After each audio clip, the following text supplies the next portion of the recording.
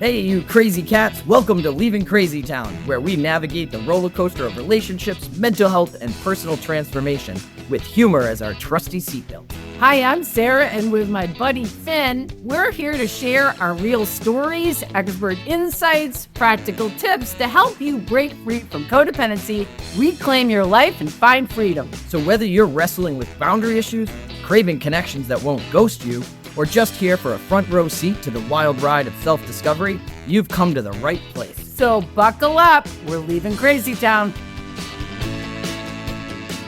Welcome to Leaving Crazy Town with Finn and Sarah. Today we're going to talk about controlling people through people-pleasing. What do you think about that? All right, what I want to say is part of co-crazy behavior is being controlling. Now, we just want to acknowledge that. we aren't controlling. Yeah. The thing about control is very often we don't think we're controlling. No. And we also don't identify certain behaviors that are really controlling, but we believe we're just being nice. What's I know the you motivation? can relate. What's the underlying motivation? And where is it coming from? Which is usually Fear. we always talk about fear, but it's Fear. always fear. It's either fear of what's happening for us. We say it's fear of what's happening for someone else, but normally it's fear of what's happening for someone else because we're afraid of what's happening for us. And it's uncomfortable. And it's uncomfortable, which is like the constant topic, discomfort, fear. Okay, so we're going to talk about people pleasing because people pleasing is something, it's like an easy recognition thing, meaning there's lots of other ways to control, and we were just discussing lots of them. There's passive ways, there's active ways. There's obvious ways, there's not so obvious ways, but we are going to do people pleasing and what we say, oh, we were just helping them. And then we're going to ask you, did they ask for help? Yes. Did they ask? And is the help coming from a place really of what you want or what they want? But we're going to give some examples of what we had as an experience of helping or people pleasing, which is really about us. So I will say this. All right. Let's see. My people pleasing in the form of Finn in the white and shining armor. Really, not so much. My wife on many occasions would think about something that she had to do, or whether it be for her health, juicing or helping someone else, or can't have a discussion with her ex-husband, so she needs to get something done, and can't say no to people, so she would tell me over and over again, she had this thing to do or that thing to do, and she didn't feel like doing it. She really wished she could juice but didn't have the energy, sick and tired of it. Well, guess what Finn does? I'll do that for you. I got it. Yeah. And Sarah and I were just talking about it, how I would jump in and do things, which may seem like being helpful.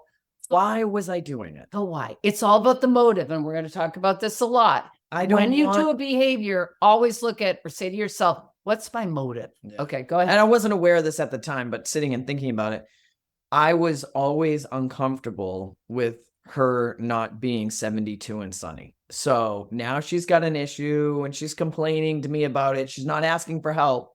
She just doesn't want to, I don't want to do this. I wish I could do this, and I don't like how that feels. I want everyone around me to be in a space. Oh my God. Joyful and happy and, joyous and I free. literally was just going to say that's a new definition of codependency. We can't tolerate someone in our life not being 72 and sunny. Okay. Yeah. Very good. Yeah. So, and the interesting thing is, I feel like I shouldn't go anywhere if I'm not 72. Yeah, I don't want to be around people. My go-to when I'm not 72 and sunny is isolation, which is kind of funny because I don't. It's another episode. I'm like, oh, I want to feel good. I don't want to feel bad. And I didn't even know. So now, I'm taking on these tasks. I found myself doing juicing. Like I'm working in Boston, 14 hours, coming home and doing cases and cases of washing fruit, juicing for hours on end. Because why? Well, I didn't want to listen to someone else being anything but 72 and sunny. Okay. So part of you probably was telling yourself, oh, this is helping Margaret. I can help Margaret. There was no part of me that was saying I was uncomfortable. So in denial about it. No. What I was about to say was there was no awareness that it was that. I thought, look at me. Oh, a loving and kind husband doing all this juicing for my wife who has cancer. and she's tired. She doesn't feel like doing it. I'm going to do it for her. Did she ask me to? No. Yeah. Did you get possibly resentful? I got resentful. She got resentful. Well, because now it's feeling like, and that's the other thing. Sometimes this people pleasing or helping, what does it do to the people in our lives? It feels like someone's trying to control you. I've talked about this before where I said, you know what? I snapped because I was so exhausted, burning the candles at both ends, not having my free time. You know, I'm overdoing these projects that aren't mine. And I'm like, could you just say no? But, you know, she couldn't say no and she was uncomfortable. So I would fix it because her uncomfortable made me uncomfortable. And I know with some of the health stuff, it would get to the end of my rope. And I remember specifically in the kitchen one time snapping and being like, I can't save your life. You have to do it yourself. And she just looked at me and said, thank God. I never asked you to. Right. So she wasn't happy. I wasn't happy. Yes. And she never asked me to do it. None of that stuff, reflecting on it, she ever asked me to do it. But I, you know, selfless as I am. I know. You know. That's a great example of where people pleasing is really about us, and it always is. I mean, again, we're discerning between just being supportive and kind to someone and trying to control them. Something I was thinking about was we were talking about ways we try to control people in a relationship. And I can't even believe I'm going to admit this, but sometimes I was going to say if I was married, because I was married so many times, if I was married or in a relationship with someone and they had something that I wanted to change, I would suddenly like give them certain books for their birthday or something, which again was totally manipulative. Okay. Manipulation is another form of control. So, and this happened with clients a lot. I talked to a client about an issue and their husband, and then the next thing you know, they're buying books for them. And they're saying, oh, it's really to be helpful to them. But really, it's about not wanting to feel the feelings I was having that my husband or sweetheart was having around this certain issue. Like, say it was about anger. Okay. Yeah. The next thing you know, I'm, doing a deep dive on Amazon, books on anger. Geez, I really should give these to so-and-so about anger. What do you ever find one of the best things about that is when you give those books, they're like, yeah, I know so many people that are angry. Like they don't even recognize that it's their issue or that you think it's their issue. They think it's such a good book. It's going to be so helpful with all the angry people in their life. Well, it's the same exact thing about giving someone a book on codependency. And then the next thing you know, they've given it away to some person who needs the help when really, anyways, that's another topic. But really it's about, again, these ways of trying to control people is because we can't just say it. So instead of me saying, for example, to someone I'm dating, I'm feeling uncomfortable with your anger. And I really want it to be something for you to work on because I'm having a hard time tolerating it. Instead of just speaking directly, it's control and manipulation is a way to try to get something to happen without taking responsibility for it and directly saying it. Like giving them the idea.